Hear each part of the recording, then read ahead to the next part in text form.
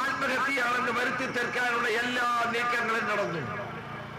ഞങ്ങൾ ആ വീട്ടിൽ ചെന്നപ്പോൾ ആ പിതാവ് പറഞ്ഞു, എന്റെ പോലീസാറെ, എന്റെ മകന്റെ ശവശരീരം വീട്ടിൽ കൊണ്ടുവന്നപ്പോൾ ഞങ്ങൾക്കറിയാം അവൻ ആത്മഹത്യ ചെയ്ത്. കാരണം അവൻ ആത്മഹത്യ ചെയ്യേണ്ട ഒരു കാര്യവുമില്ല. കുട്ടികൾ മടങ്ങിപ്പോകുമ്പോൾ ചിലർ ഞങ്ങളുടെ ചെവിയിൽ വന്ന് പറഞ്ഞു, ഇത് ആത്മഹത്യയല്ല, ഞങ്ങൾക്ക് പരസ്യമായി പറയാൻ പേടിയാണ്, ഇത് ആത്മഹത്യയല്ല, ഇത് കൊലപാതകമാണെന്ന് പറഞ്ഞപ്പോഴാണ് ഞങ്ങൾ ഇതിനെപ്പറ്റി തുടർ അന്വേഷണം ഉണ്ടാക്കിയത്.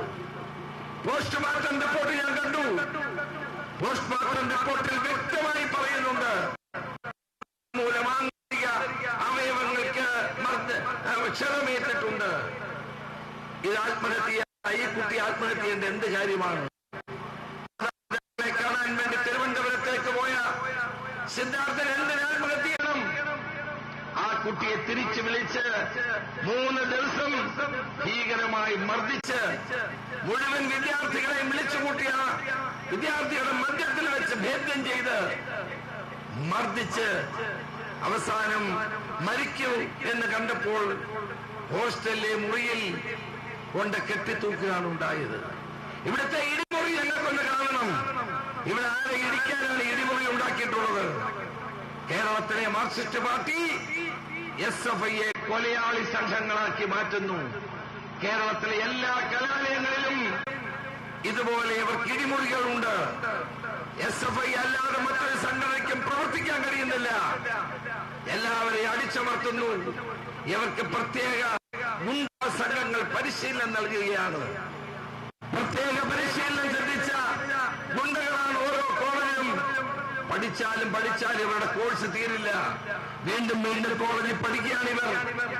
കാരണം വേറെ വിദ്യാർത്ഥി സംഘടനകൾ ഉണ്ടാകരുത്. അതിനുവേണ്ടി പഠിച്ചവൻ BA പഠിച്ചവൻ വീണ്ടും BA പഠിക്കുന്നു, വീണ്ടും കോഴ്സുകൾക്ക് പഠിക്കുന്നു. വെറ്ററിനറി കോളേജിൽ ഹോസ്റ്റലിൽ തമ്പടിക്കുന്നു. ഇടിമുറിയിൽ സ്ഥിരതാമസമുണ്ടാകുന്നു. കാരണം ഇവർ മറ്റൊരു വിദ്യാർത്ഥി സംഘടനയും ഇവിടെ പ്രവർത്തിക്കാൻ സമ്മതിക്കുന്നില്ല. അങ്ങനെ കേരളത്തിലെ കലാലയങ്ങൾ സ്വതന്ത്ര ചിന്തയുടെ ഉറവിടങ്ങളാകേണ്ട കലാലയങ്ങൾ ഇന്ന് കശാപ്പ് ശാലകളാക്കി മാറ്റുന്ന SFI പൊതുസമൂഹത്തോട് മറുപടി പറയണം. പിണറായി വിജയന്റെ പോലീസ് ഇന്ന് ഈ കേസ് തേച്ച് കളയാൻ മുന്നോട്ട് പോകുന്നു. ഞങ്ങൾ ഇതിന്റെ അന്വേഷണത്തെ ഗൗരവപൂർവ്വം കണ്ണിൽ എണ്ണയൊഴിച്ച് ഞങ്ങൾ കാത്തിരിക്കുകയാണ്. എവിടേക്കാണ് പോകുന്നത് ഞങ്ങൾ അറിയണം. ഞങ്ങൾക്കതറിയണം. അവസാനം വരെ ഇന്ന് പോരാട്ടത്തോടൊപ്പം കേരളത്തിലെ കോൺഗ്രസും പ്രതിപക്ഷവും ഉണ്ടായിരിക്കുമെന്ന് കുടുംബത്തോട് പറയാൻ ഞാൻ ആഗ്രഹിക്കുന്നു.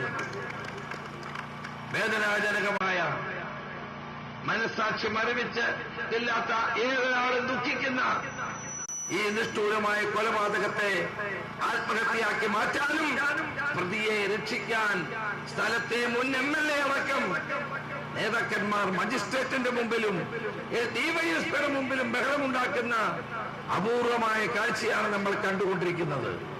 അതുകൊണ്ട് ഇത് അവസാനിക്കാൻ പോകുന്നില്ല. കേരളത്തിലെ എല്ലാ കലാലയങ്ങളിലും നടക്കുന്ന ഇത്തരം ഗുണ്ടാ സംഘങ്ങളുടെ പ്രവർത്തനം, കൊലപാതകങ്ങൾ, ഇതെല്ലാം ഇവിടെ ഏതാനും മാസങ്ങൾക്ക് മുമ്പ് ഒരു വിദ്യാർത്ഥി ആക്സിഡന്റിൽ മരിച്ചു എന്നറിഞ്ഞു. അതിനെപ്പറ്റി കൂടി അന്വേഷിക്കേണ്ടത് തന്നെയാണ്.